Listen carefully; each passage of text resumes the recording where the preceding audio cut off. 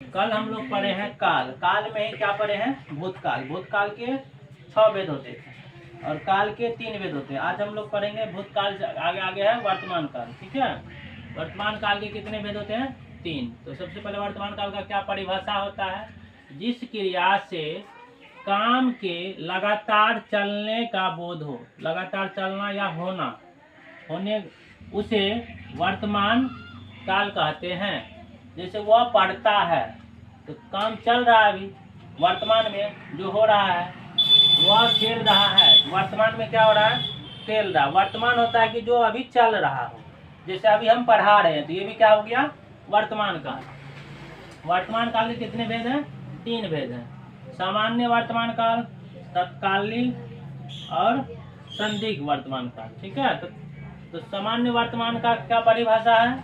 तो सामान्य वर्तमान काल है क्रिया का वह रूप जिससे कार्य का वर्तमान में होना समझा जाता है, उसे सामान्य वर्तमान काल कहा जाता है।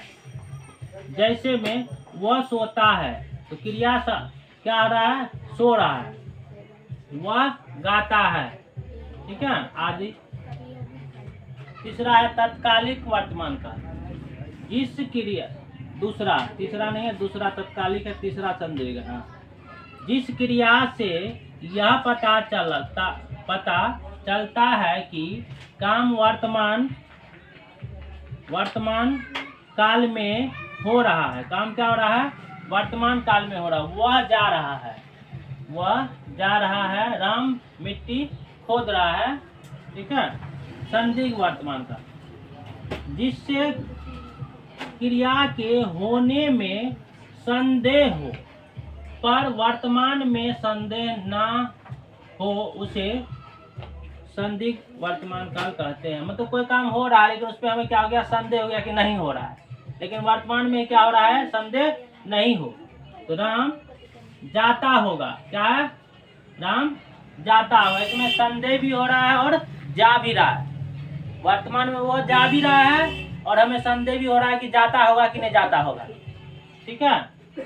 दूसरा, श्याम घर आता होगा। श्याम आ भी सकता है, नहीं भी आ सकता। वर्तमान का हो भी सकता है। दोनों काम हो, संदेह होना और वर्तमान में होना। इसमें इसी को कहते हैं संदिग्ध वर्तमान काल। काल का चैप्टर चला है तो कल जो बच्चा नहीं देखा वो पहले शुरू से देख लेगा। ठीक है, पार्ट पहला लिखा हुआ है चैप्टर पे। ये पार्ट तीसरा क्लास चल रहा है काल का, तो शुरू से देखेगा तभी समझ में आएगा। ठीक।